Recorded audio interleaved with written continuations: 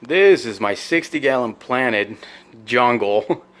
Everything's growing like crazy lately, so I have a bunch of angels in here.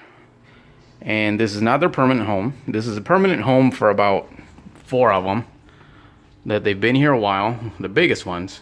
All these Philippine blue, smoky blue, there's 7 of them. They're all gonna go in another tank eventually. And then I recently got 9 of these beautiful koi angels.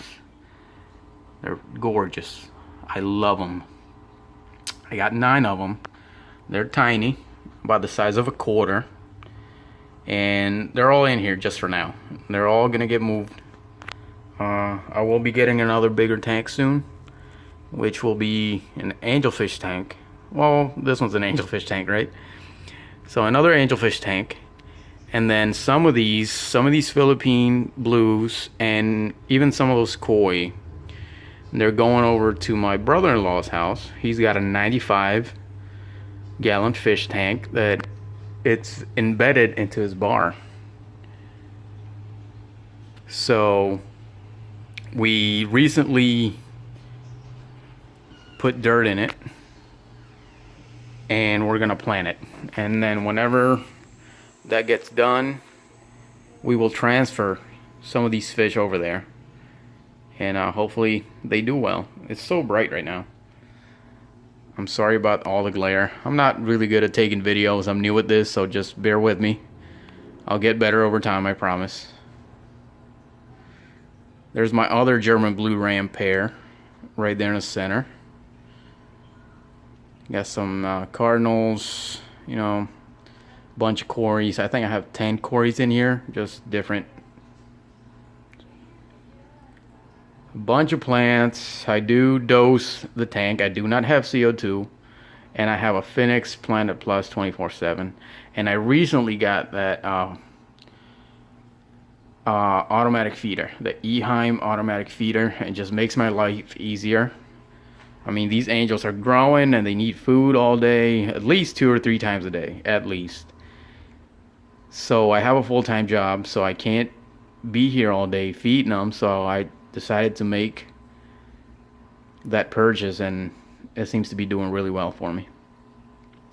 In here, I showed you the other day in one of my other videos that this blue marble male spawned with that raggedy looking marble female back there. I hate it. I hate that angelfish, not because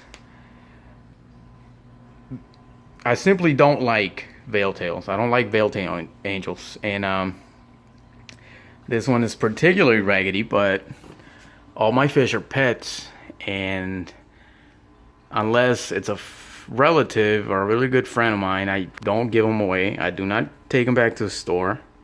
I just let them be.